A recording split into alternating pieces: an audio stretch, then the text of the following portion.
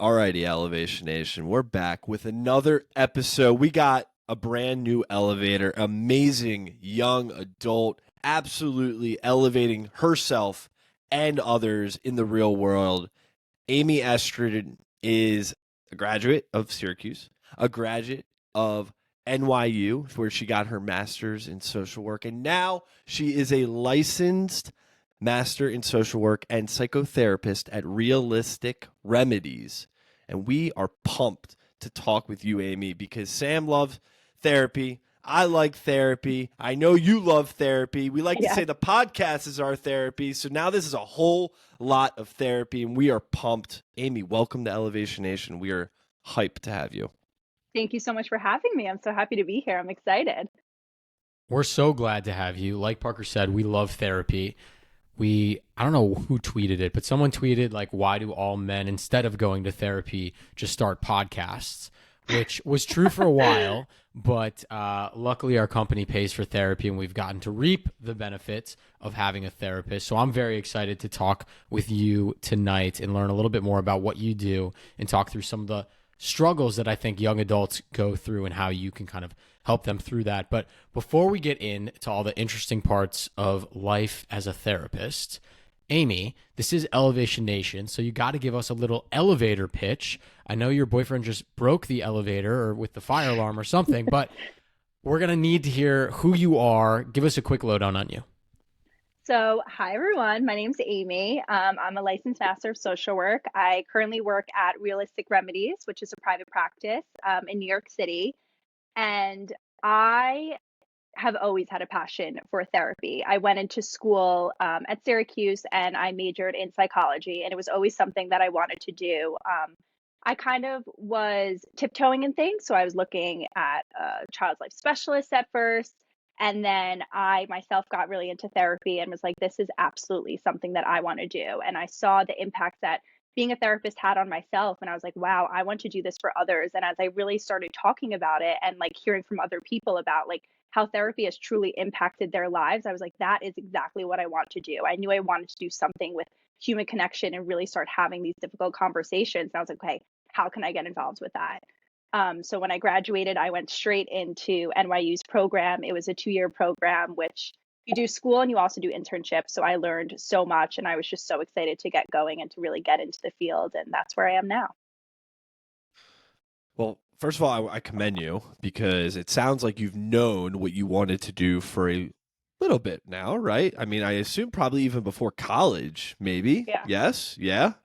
Yes, which is crazy. That's like not the typical path. Okay, so let's talk about that. Like, was it, 4-year-old Aimee, you were always consoling your friends or maybe even your parents or a sibling? like walk us through, like, why did you always think you were going down this path?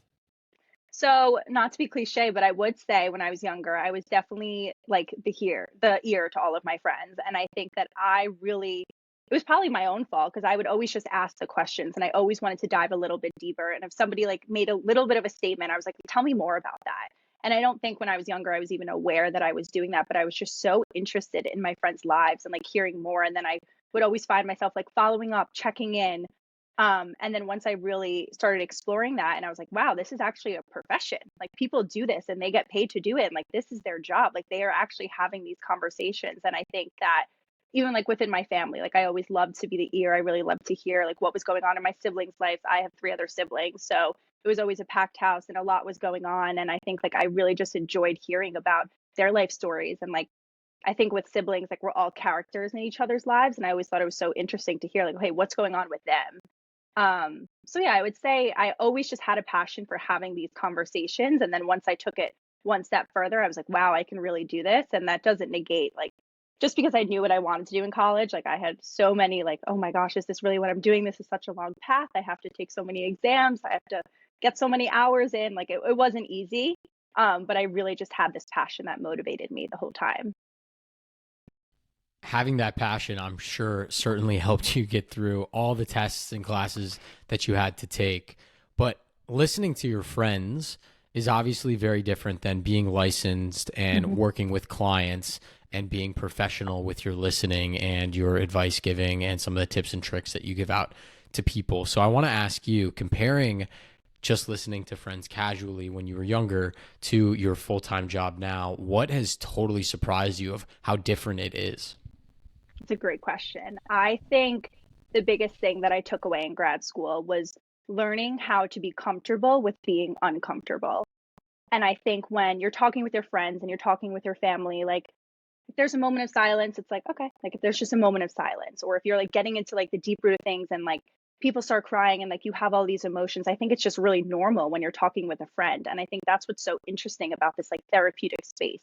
Because, you know, the two of you start off as strangers and they kind of like come in and you have the intake where you're learning more and more about them and you're asking these really hard questions and you're touching subjects that they don't talk about in their day-to-day life. And I think that it's really interesting to be able to create this dynamic with someone who started off as a stranger. And not that your friends don't, but I think in my specific scenario, talking about like previously talking with my friends, like we already built this foundation and now I'm building it from the ground up. And I think I really learned how to sit with the silence and how to embrace it and how to just be really comfortable with being uncomfortable.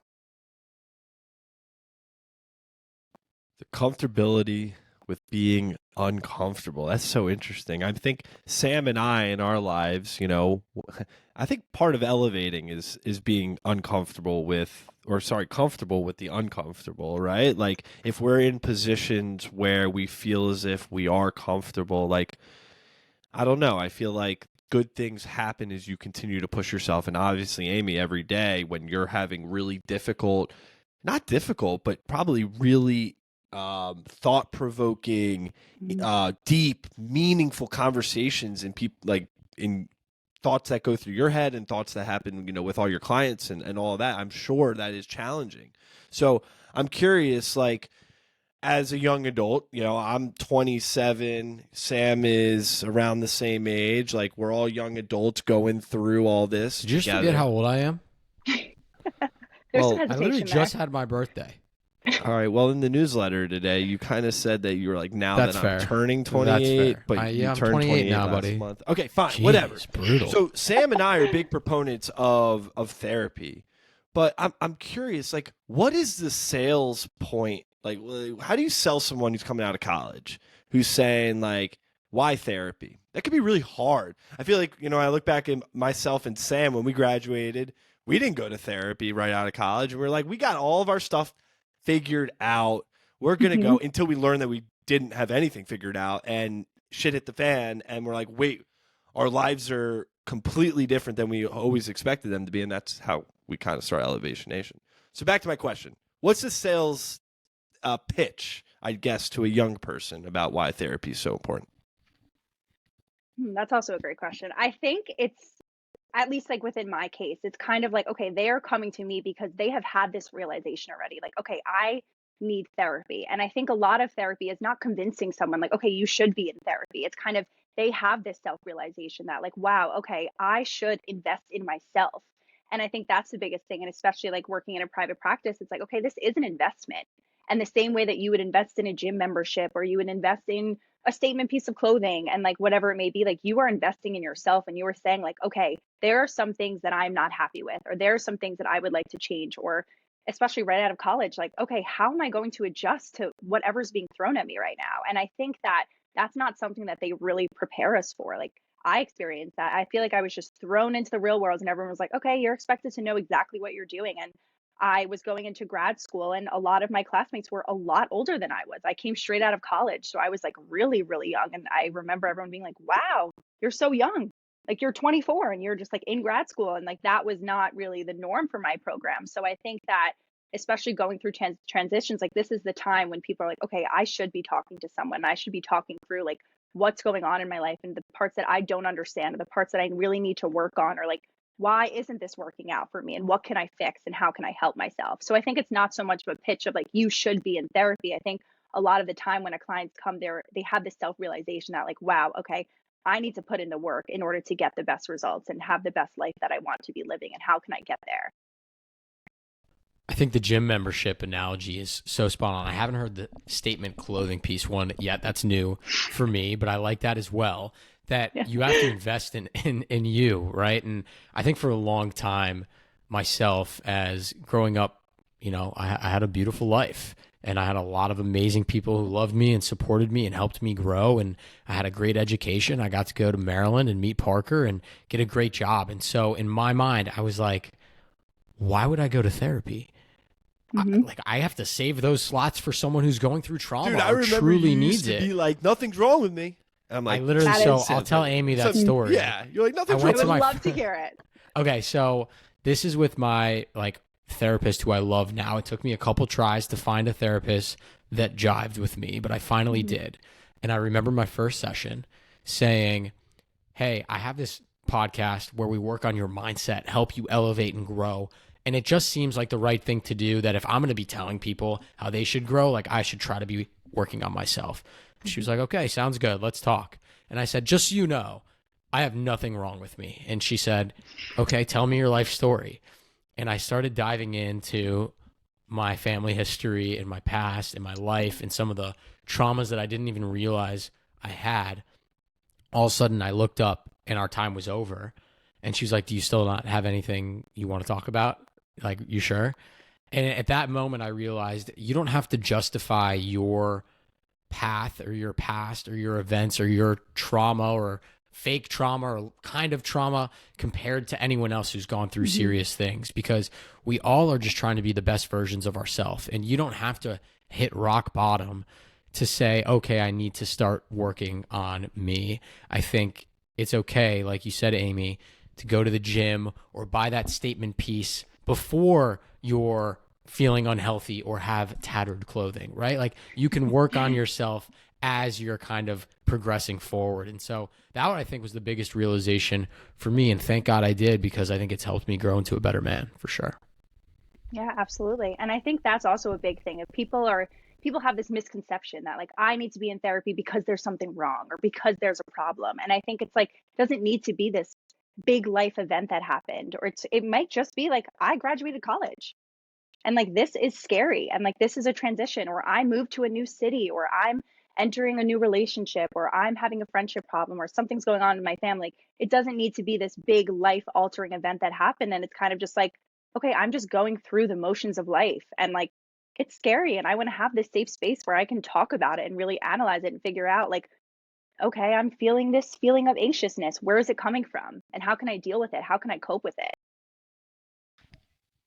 So going off this topic a little bit more, I've always been really intrigued in different therapy, like philosophy in a sense. And I'm curious, Aimee, like when you think, when a young person thinks of therapy, it's like you sit in a room and you say what's on your mind. But obviously that's not even probably 20% of it. There's a lot other stuff that happens. Obviously the therapist is guiding the conversation in a certain way.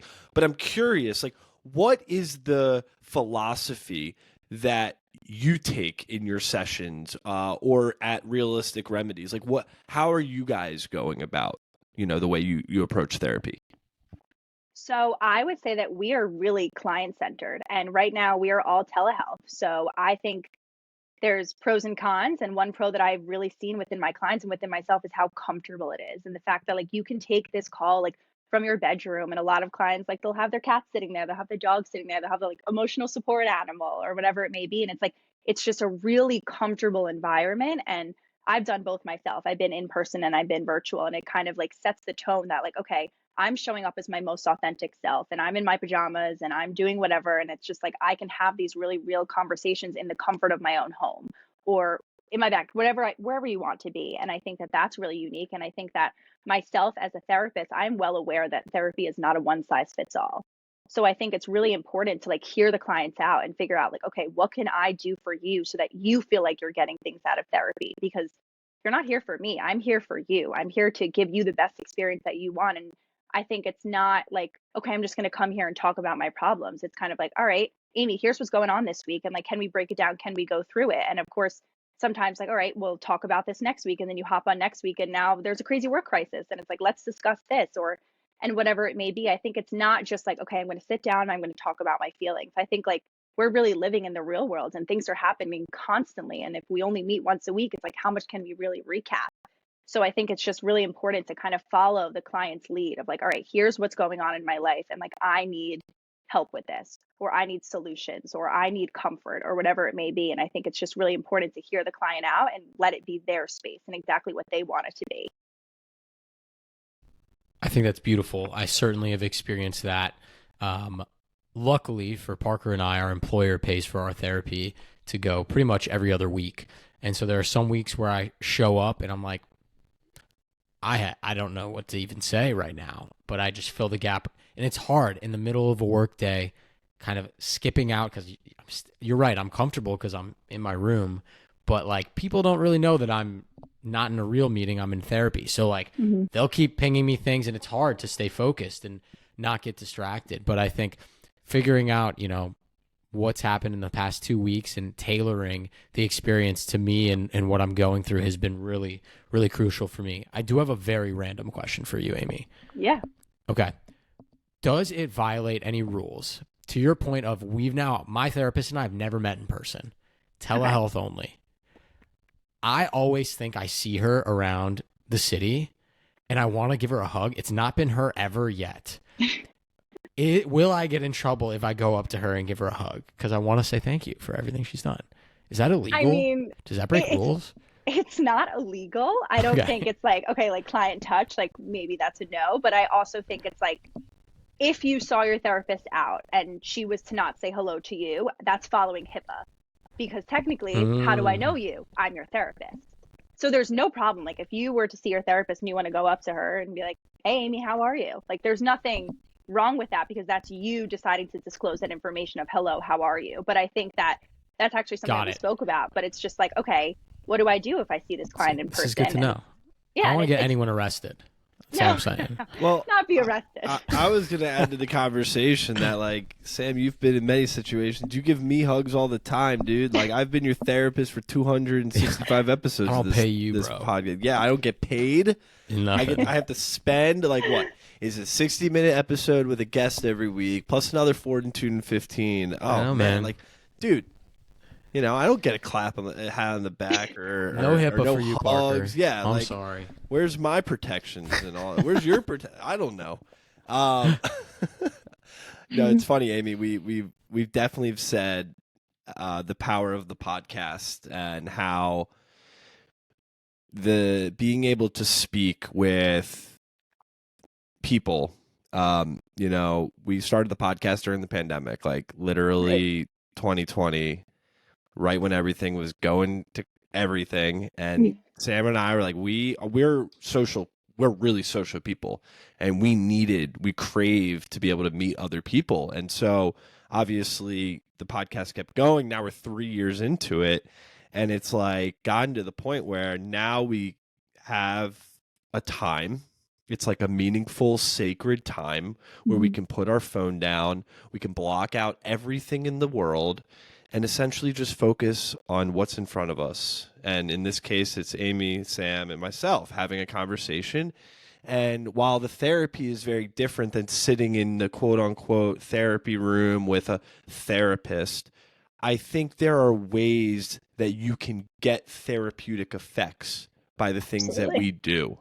And for us, me in particular, podcasting is certainly one of those things. And I'm just curious to you, Aimee, like, what is something that you revert to as a therapeutic activity in your life? So I would say over the past 3 years, I have, within my own journey, really figured out like how much journaling means to me. And journaling was always something that has been recommended. It's always, everyone's telling me, journal, write down your thoughts, write down your feelings. And I was always like, okay. And I would try it here and there, and I would just not be consistent with it. And I would let it fall through the cracks, and it wasn't a priority to me.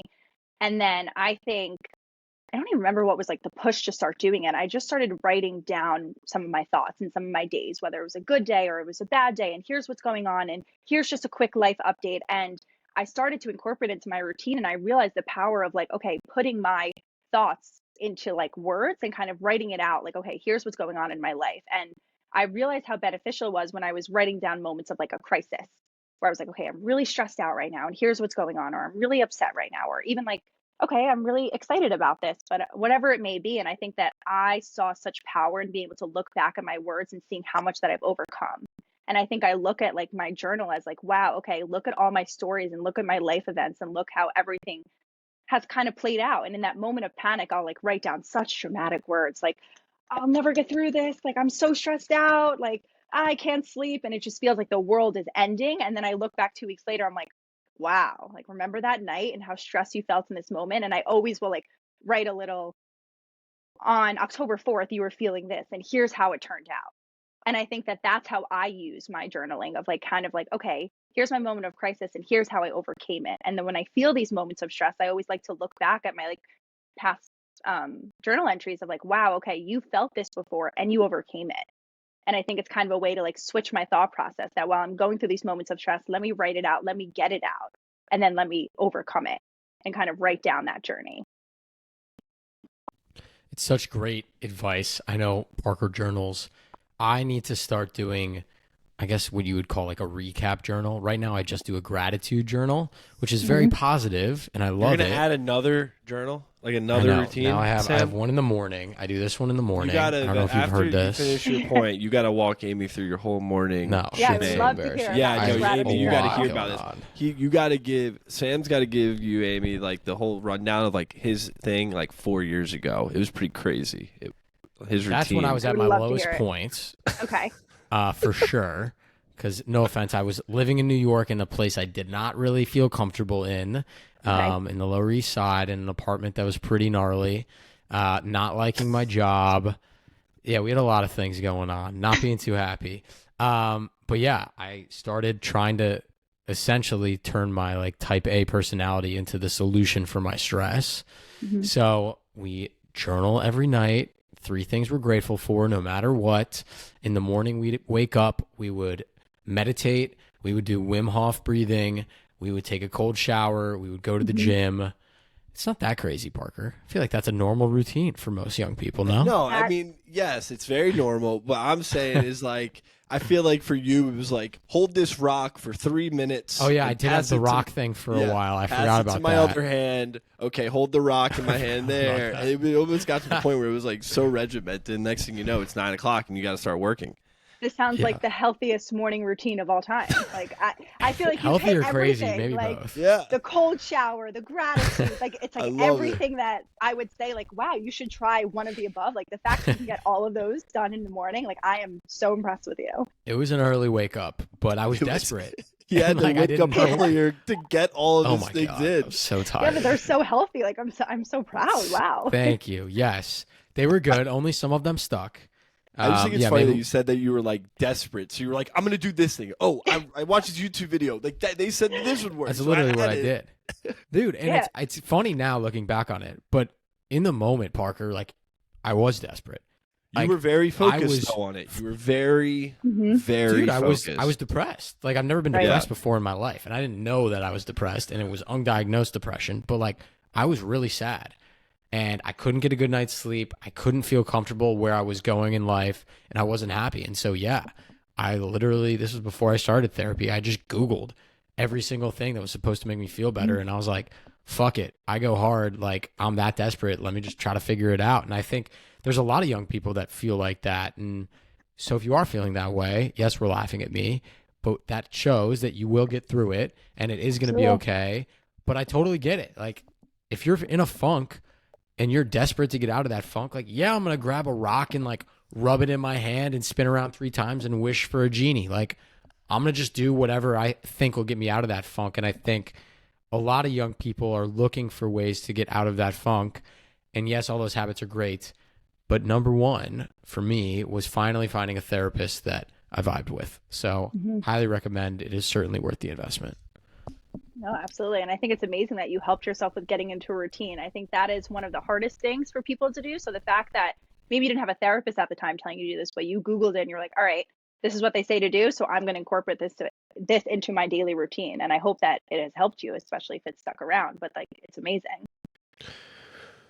So, Aimee, I know you've listened to a couple of the episodes, but we talk about this concept called mental fortitude on all of our episodes since day one. Sam and I write about mental fortitude. We talk about mental fortitude in schools, publicly, around the country. Obviously, we talk about mental fortitude on the podcast. And I think mental fortitude, you can use it in different aspects of your life. Like I need mental fortitude when I go on, when I'm going to run my marathon in next month, right? I'm going to need mental fortitude when I want to present in front of 30 people at work. But I think you need a lot of mental fortitude too to get deep within yourself and open up a space for you to get vulnerable. And to Sam's point, I commend him so much because he was in a place where he knew something was off and he had that mental fortitude to look within, understand how he was feeling and what he was going through, and he wanted to make a change. And so he held himself accountable to make that change. And that's what mental fortitude is all about. And so I commend you, Sam. Thanks, Parker. I just, I know we were giving you some jabs, but, mental fortitude, no doubt. But to go even further about mental fortitude and the idea of vulnerability is, it really is challenging to look within. Sam and I went on a trip together a couple months ago to the middle of absolutely nowhere. Sam is very introspective. I'm a very introspective guy. We went with our other best friend, Miles. And the whole weekend obviously got really deep, but it was not easy at first to get deep, like get really deep. Like that is not easy. And I think that takes a lot of mental fortitude. And when we left, I know Sam felt this way and I felt this way too. There had been a lot of things that happened in our lives. When we left, it was like this refresh that we felt. It's like we did something hard. We talked about hard things. We thought about hard things. And there's something amazing on the other side of thinking and talking and bringing to light the things you're actually feeling that might necessarily not be the things you want to think about. And so I just wanted to bring that up because I think therapy is a perfect place where someone can walk in with a ton of baggage. They can spend time with someone who is really good at what they do and extracting information. You can get into hard, introspective, deep conversations and then leave. And essentially, you could feel like a new person in a sense. No, absolutely. And I think that is something that is so beautiful about therapy. It's kind of having this open, safe space to have these conversations that you're not having in your daily life. And I think that that is the power of the therapeutic relationship, that you can just completely open up to someone and be so vulnerable and know, like, okay, this is a judgment-free space where I can have these thoughts. And maybe it's not the thoughts that you're necessarily proud of. I think sometimes we have these internal thoughts. And I think that the importance is like, okay, acknowledging, like, this is how I'm feeling, and putting it out there of like, okay, this is how I'm feeling and how can I work through it? And I think a lot of the times if like we're experiencing these emotions, it's like, okay, I can't understand why. And I think therapy is the time where you can really talk through that and get to the root of the problem of like, okay, this finally makes sense. And this is why I'm feeling what I'm feeling. And I think therapy is a space to like validate these feelings of like, okay, this is actually happening and I want to acknowledge it and I want to work through it and I want to overcome it. It really is such a powerful tool to use. I can't say enough good things about going to therapy. I think it's great for all people. As two young Jewish men, men in particular, like we're not supposed to really show our emotions a lot or be vulnerable, or I guess that's like what they tell us, right? So if you don't feel comfortable doing that on a podcast with your best friend every week, definitely go to therapy. It's certainly a non-judgment zone and is super helpful. I want to ask you, Aimee, we talk a lot. Elevation Nation is made up of a lot of high school kids, college kids, recent graduates in their 20s and 30s. What are some things that you've seen a lot of those young adult clients struggle with, and how are you trying to coach them through it? So I would say a lot of it is just coping with life transitions, whether you're in high school and now you're coping with college and you're going through that, or college and now you're into the real world, so they call it. Is it really the real world when you first get out? That's a question within itself. But I think that a lot of it is like, okay, learning to cope with these life transitions. And another thing is like learning how to navigate relationships, whether that's personal, whether that's romantic, whether that's now in the work field or in your classroom or whatever it may be. And it's like, okay, how can I work through these? And I think that comes with a lot of like self-confidence of I have to know like who I am and what I feel confident at before I can put myself out there and put myself with other people or engage in a relationship or engage in a friendship. And I think that that's really important. And what goes hand in hand with that is communication and knowing how to communicate and kind of how to be vulnerable and how to have conversations with people. I think that's just so important, especially as like a young adult. It's like, okay, our life has kind of just been, you go to elementary school, you go to middle school, you go to high school, and now it's like, okay, I'm kind of thrown to the deep end and like I'm on my own. And I think communication is such a way to get where you want, like where you want to be. And you have to be able to talk to people and like have conversations and be social. One of our favorite analogies is that we like to say is that you go through your whole life, to your point, elementary school, middle school, high school, and even college, you are routed by this GPS. This GPS that is helping you go along the way. And what's beautiful, we all, know about a GPS, is it will reroute you to your destination, even if you go off course. So, you get a bad grade in high school. Oh, teacher, come and help you to get back on course so you can get your grades back. You do something, I don't know, you get in trouble, your parents are there to reroute you back on course. In college, maybe you're going down a bad path where you pick up a major that makes no sense for your skill set. Okay, we're going to guide you back. But what's crazy about the transition from college to the real world is that Sam and I think that GPS ends in a sense. And now you have, instead of this really high technological GPS that's going to reroute you, you get a compass.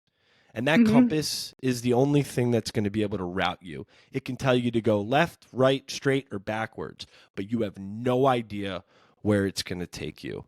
Absolutely. And what's really crazy about that analogy is that it's really scary not knowing where you're going to end up. But at the same time, I think it takes a little bit of mental fortitude if you can know who you are, know what you want, and know what fuels you. At least you have a little bit more direction with where you're going, regardless of where the compass takes you. Absolutely. It's learning how to navigate on your own. And in this analogy, like if you get lost, it's knowing like, okay, and I can figure it out. And it's like, all right, I may not have ended up at the exact destination that I thought, but like, what if it's greater? And what if this is where I was meant to be? You hit exactly on the point, Aimee, that I wanted to bring up, which is it's less about going north, south, east, or west. It's knowing that you have the skill set from using that compass and map that you'll eventually figure it out. And that's the part that, to be perfectly honest, I'm still struggling with. I don't really know what I want to do. I don't really know where I'm going to end up, but we're all trying to figure it out. And it took me a while to realize that it's not the decision that I'm going to make as a 22-year-old recent college graduate of which big consulting company I'm going to go work for. It's the decision of, all right, I'm not happy in New York. Maybe I'm going to go to DC and see if I'm happy there. And knowing DC, if that's not right for me, I'm going to find something else. And it's these little things of I'm taking big actions, and that's scary. But I know that action is not the end. I don't lose the compass when I make a decision. I still have that compass to empower me along the way. And I think that's been the biggest mindset shift for me that's taken a long time to figure out is it's not just getting to make that decision. It's making that decision and knowing that you're going to be okay with whatever happens after that. So that was the biggest thing that I think I wanted to share, that I love that compass analogy and GPS analogy. Yes, you are free to steal that and use that with your clients. I was about to say, I love that. Permission. Making a note. That's amazing. Unless you already use it. Sam and I just stole it from someone else. Probably. I don't know. No, I'll give you full credit. Yeah, I think we came up with the compass, at least, Sam. Aimee, at the beginning of Elevation Nation, so before we launched the story. Yeah, before we launched the podcast, right? The podcast launched in October 2020. Elevation Nation started as an idea in January 2020. So we were for about 9 months trying to figure out what the hell we were even going to talk about or what we were going to do. So before the podcast, we even wrote a workbook. Actually, we use a lot of the workbook today, but we call it the Compass Workbook. And what's really funny about this workbook is it has a lot of great exercises we still do in our workshops with people we work with. But Sam and I, for a little bit, how can we get people to like remember the compass every day and use it. Into our rock analogy with Sam holding their rock everywhere, we were like, you know what if someone held a invisible compass and they woke up and they stepped one step forward, one step back, one step left, and one step right, and they got their day going because they knew they could go all the directions and wherever their compass is going to take them. Got shut down really quickly. We were like, this is I love the idea though. Yeah, this So is like COVID. cheesy. This is COVID crazy right there. Yeah, we were going clinically insane. We were all going through it. That we were was a going real crazy. thing. That was It's like, real that's thing. our idea. Like, we're going to make people walk forwards That is and the backwards. big idea. Right That's how there. we're going to make this thing take off. Okay. Yeah, I'm glad you remember that, Parker. That was pretty funny. Okay, Aimee, that was really insightful. I think obviously a lot of young people, we just mentioned the COVID crazies. A lot of the young generation that's coming out of school, they're going into the workforce and they're really struggling. And that's actually where Parker and I, and I'm sure therapists are thinking this too, see a big opportunity to help change young adults' mindsets where they've never really been in these working environments, professional environments. They lost a year or two of development. And so I hope that through working with amazing therapists like yourself and listening to Elevation Nation or maybe attending one of our workshops or talks, that we're able to elevate the mindset of our generation of, are we part of that generation anyway? Maybe we're too old, Parker. The younger generation. We want to help young people figure it out because we're like, I still You don't don't even know know how old I yet. am, It's man. like You're Gen not allowed to Z, speak. millennial. Like we're kind of in the awkward. I don't know. Like we're in an I don't we're in an feel awkward Gen I Z. still think we're young. I still think we're young. Yeah. No, Thank we're you, never. Amy. But I'm like, when I see things like millennials are this, and then you see the next article is like Gen Z. I'm like, what, am I that, or am I both of that? Like, I don't know. You're on the border, dude. Exactly. Listen, I guess whatever. It's just made up marketing, right? At the end of the Yeah. day. Exactly. I agree. Exactly. All right. Speaking of young people, I have a question. Now I'm really Yeah. going to sound old. Okay. Parker and I are like the old grandpas.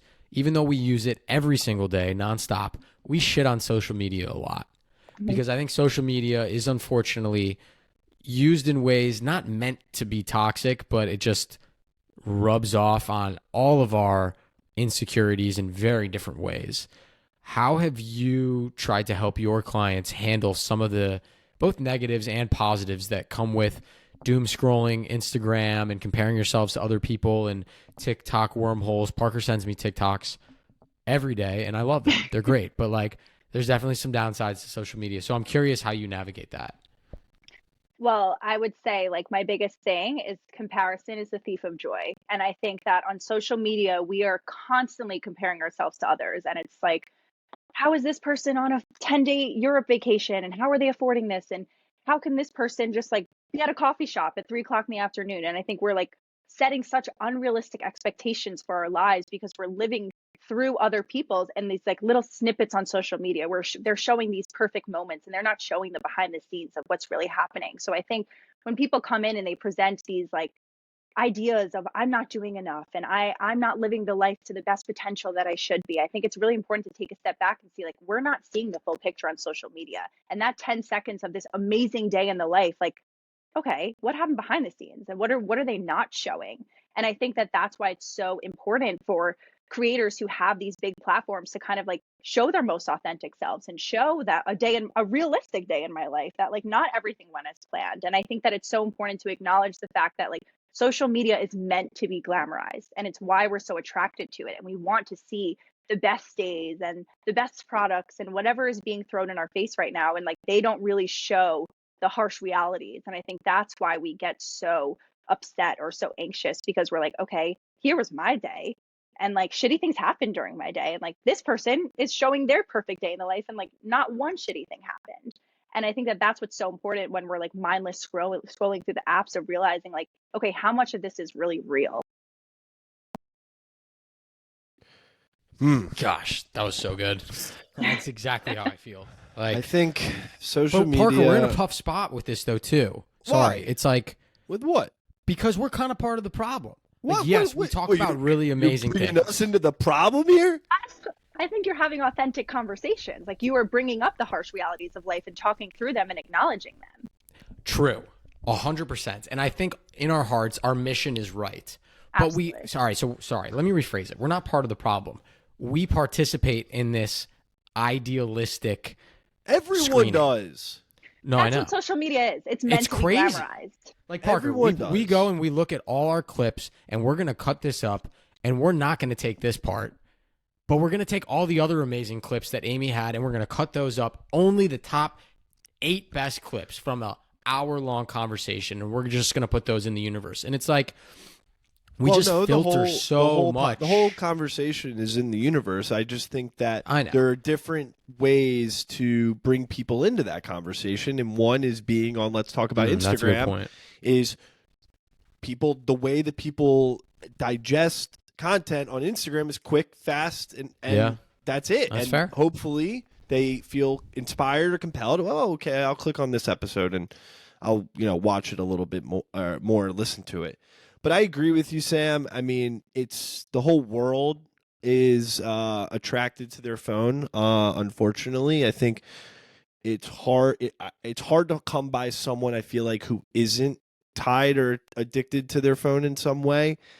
Just because it allows us to get an instant hit of dopamine whenever we want it, which is Absolutely. crazy. Humans are not wired to deal with that.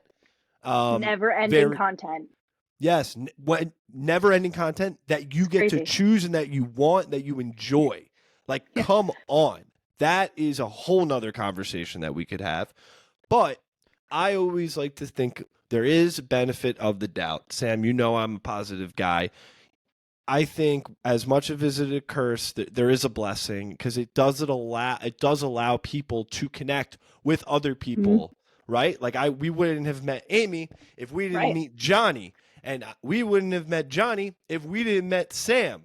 And we haven't met Sam if we didn't meet the other Sam. Like, you know what I mean? So the list goes on. And so social media allows us to feel connected. However, it is a tool that sometimes we take advantage of. Mm-hmm. All right, I recant my statement. You're right. You proved me wrong. I agree. I also... Just saying. Wow, I haven't know heard that that never many happens. times. Does on that the not happen often? Never. Well, there was a time last week, and I posted this as a reel because I needed As to an share FU it to with me? the world. Yeah, I got it. Like, he was like, "Okay, I agree," and I was like, "Okay, did you really just say that?" Oh, God. Can you tell we've been friends for a long time, Aimee? This is yeah, what of course. happens. I can tell. It's beautiful, though. It really is. It's the small wins. It is. I agree. You were going to say something when we interrupted you. I'm sorry. Go ahead. Did you have something? If I not, lost we'll my keep train going. of thought. That's Keep okay. going. I lost my We train of thought. interrupted. All right. I want to get into our next segment here, which is our rapid fire section. So Okay. we have a bunch of questions that we did not prep you on, and we want to know the first thing that pops into your head. We talked a ton today about wellness, mental health, mental fortitude, therapy, all of my problems. We didn't get into Parker's problems yet, but maybe we'll do that in a bit. I'll come back. I wanted, yeah, we can circle back on that. What is your favorite wellness tip? I know you already talked about journaling. Do you have another one that you want to share with Elevation Nation? My favorite wellness tip. I would say my number one is definitely journaling. And another one that I like to actually practice what I preach. And another one that really calms me down is paced breathing. So I think when we're feeling Can you these teach feelings, us? yeah, let's How do do it we right do it? now. Let's do it. What is it called? It's paced breathing. Paste? Oh, paste. Paced breathing. Okay. Not like toothpaste, bro. At first I was like toothpaste. I'm like, all right, paste. And I was brushing your like teeth. you're pacing yourself. I get it. Okay. Let's do it. So what it is, and I'm just going to, there's multiple counts that can be used, but I'm just going to use the counts that I do. So it is breathing in. So it would be in for 4 and out for 6. And I think it would be repeated over and over again. And I think that I have really used this within my own life when I'm feeling moments of anxiety or panic. And I think when I first started to use this a couple years back, I was in a car accident and I was really, really scared to get back in the car. It was something that I was like, I didn't care if I was a passenger. I didn't care who was driving. Like, I just really did not like being into the car. And no matter what, I would just have these moments of panic of like, okay, what's going to happen? And I think I really was told to kind of use this paced breathing and practice paced breathing and really be in touch with your breath. And I think it allowed me to be really present while in this specific case, like being in the car. And I think that this like paced breathing allowed me to kind of control my breath and to slow my heart rate down and to really just relax. And now I use it at any point of my life when I'm feeling anxious or when I'm feeling stressed or when I'm feeling overwhelmed or even when I can't sleep. And I'm like, okay, how can I like just relax my mind and relax my body? And I do this paced breathing over and over and over again. And it really regulates my system. And I really recommend it to all of my clients if they're ever presenting with anxiety or with panic attacks, because it truly works. And it's such an easy thing that you can just bring with you anywhere and you can do anytime and no one will really realize. Breathing has been such like breathing exercises has been such a it's like the only thing that we do every second of our entire life, and it has such an impact on like who we are, and we can change that in a sense by being intentional about how we breathe. So I do a lot of box breathing exercises, either to help me go to sleep or if I'm feeling a little anxious. And then on top of that, I have some running exercise like breathings that I do. But to your point also, just like JJ's my fiance, like she'll get pissed at me if I like breathe in really heavy and then just hold my breath for like 45 seconds and then just let it out. Long. Yeah, like, but it's so, oh my God, it is such a great way. You're Wim Hof, bro. I mean, that Wim Hof is like 3 minutes without a breath. We got up there I don't at think one I could point. do that. Well, We were you getting have to do the technique. Like it's a whole thing. Okay. You're basically hyperventilating yourself to get to that point, but it's safe. I promise. Okay. Okay. Not recommending it to anyone No, right now. yeah, Have Let you me guys start. read this book We're not called recommending. Breath? Have either of you read this? I have not. Okay, it's on my list. I was curious. It's all about like the science and art behind breathing. I should read it. I would love that. That's very cool. We're gonna send it to you, Amy, and then when you're done, give it to Parker so he can read Okay, it, I'll and then just I can read read that. it. We're gonna ship we're it gonna to you. buy you the Elevation book, Nation Amy. gift. Yeah, Yes, we're gonna send of it to you. course. We're gonna buy you the Okay. book. We're gonna send it to you, but then we need like a book report. You know, Yeah, a couple We'll have a weeks. give we'll us a start spark book club. notes. Yeah. Oh, I love maybe, or maybe Elevation Nation just joins in on the book read. Who knows? All right, next rapid fire. What is your favorite part of the day and why? Favorite part of the day and why? Actually, that's very easy for me. Showering.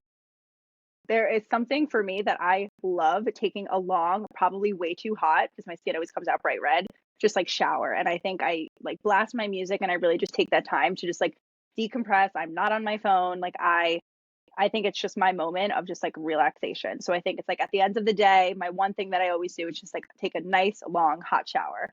I also think the city is so gross. So I'm like so excited to get in the shower. But I think it's really just like my time of the day that I really just like look forward to. It's how I decompress. And like I love to take a nice long warm shower. Although I know the benefits of taking a cold shower are much better. I just have not pushed myself to do that yet.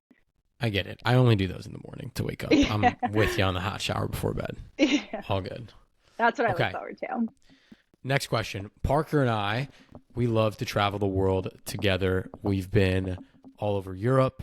We've been all over Asia, and we're about to go to Colombia together. Wow. So our question for you, Amy, is what is your favorite place to travel? My favorite place that I've gone to was Greece. And I was only there for I think like 5 days. And I thought it was just the most like beautiful, magical place. And I was young when I went there. I think I was like 14. And that is like on my bucket list of places to like go back to and really explore and enjoy. And I just like loved everything about Greece. Yeah, that's my honeymoon spot for Oh, whenever really? that ever happens. I'm keeping it. Yeah, I'm that's saving on it my for bucket that. list. I have to go back. Yeah. I keep pushing back. Like, I'm getting married in April, Amy. And so JJ Correct. and I are thinking about honeymoon spots now, and we probably should already have it booked. But Greece keeps coming up, and I feel like Greece, like I can, like, yeah, I could. What I don't know. Like I want to go to a place that I'm never ever gonna go to again. You're also a funky traveler. Like, Yeah, you've like, I wanna gone go to to- crazy places. I want to go to like Indonesia or Bali. Some Have you ever crazy been place.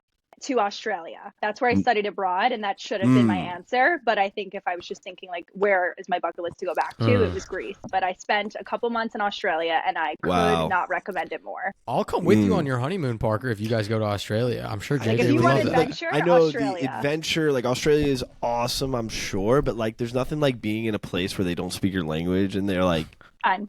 You know what I mean? Yeah, you I don't definitely know. feel like I felt at home in Australia. It took me probably 2 weeks, and I was like, "Yep, I feel like I'm walking around LA. Like this is just so It's amazing." amazing. Yeah, Parker just wants another experience when him and I stepped off the plane in China. And we're like, where the fuck are we? you want a Yeah. culture What is- shock. No, Yeah, that we I've were never rattled. felt. We studied. Sam and I lived in Barcelona together when we studied abroad. Travel over. Yeah, we had a little bit of culture shock. Landing on a plane after Mhm. 15 hours in Shanghai. We walked around for the first hour. I never have felt like, oh my God, are we on another planet? Because this is crazy. Felt so out of place. Yeah. No idea what was happening. No one spoke English. Literally, Sam and I were up at 4 a.m. doing, I don't even know what. We were eating dinner for breakfast, breakfast for dinner. Like, it was just crazy experience. All right, last rapid fire for you, Amy. Yes. We do ask this question to almost everyone. And it's definitely been a pricey question for me. But what is your favorite book recommendation that you have for Elevation Nation? What I recently read, actually, this was not very recent, but it took me so long to finish because it was assigned in school and I just did not do it when I was in school. And then I had the book. I was like, okay, I should actually read this. Is You Should Probably Talk to Someone. And it's definitely a therapy book. And it's kind of from the point of view of a therapist. And then she talks about her clients, then she talks about her own experience in therapy and her life and her path. And I just thought it was so interesting. And now looking back, I'm like, wow, I really should have read that in school, but I had so much going on. So that one took a back burner. But I actually took the time to read it this summer and I absolutely loved it. Who told us? Sam, someone told us about Yeah, this it's on book. my list. I know. Yeah, It's who on our told book us list. about this book? We have a crazy book list. We had another from every elevator. Who said that? Yeah. It was really It's good. on there. Really good? And- Okay. Yeah. I So just Amy, finished really another interesting. therapy book called The Defining Decade. I don't know if you've read Mhm. that one yet. I've heard of it. I have not. Okay. I have a lot of That books to one- read. It's on my list yeah. of things to do. Add that one because that one rocks for sure. Okay. Amy, I know it's late. We want to give you our final question. This is a question that we love. Every single person that joins Elevation Nation and is an elevator, which, by the way, you're about 4 minutes from being one, so mazel tov. We ask them what their mental motto is, and the mental motto is a phrase that embodies who they are and how they live their life. And it's been really cool as Parker and I have gotten to speak to high school, college, and recent grads across the country. We help them form their own mental mottos to help them when times get tough. So, Amy, what is your mental motto? My mental motto would have to be who you were yesterday does not define who you are today. And I think that that really resonates with me because I try to wake up every day and kind of just conquer the day and be grateful that I'm here and I'm up and I'm breathing and I'm healthy and everything's going on. And I think that that was something I heard it a couple years ago and it really just stuck with me. And it's like, okay, just because yesterday was a bad day, like does not mean today has to be a bad day. And like I can change my own mindset and I can live the life that I want to be living. You know what I say, Amy? It's beautiful mental motto. I say, It really I is. am alive. I think I am here. A lot of times we get so caught up in what's happened in our past that it then kind of bleeds over into our present and consumes what we think our future is going to be. And this is probably the main thing that I try to work through in therapy, and probably what you work on with many of your clients is separating what's happened, what's going on, and what may happen in the future. So what a beautiful mental motto for someone who I know has a huge heart and has made her entire career of trying to give back and help other people through some of the struggles and growth and elevating that they want to do. And I'm so very grateful that you gave us a little bit of your time and are the newest addition to Elevation Nation. We really appreciate it. And it's just an honor to have you here. Thank you so much for having me. This was so fun. First Until podcast next- in the book. Yes, You're this is my good. first You podcast. did great. You Thank crushed you. it. All right, Elevation Nation, until next week. Peace.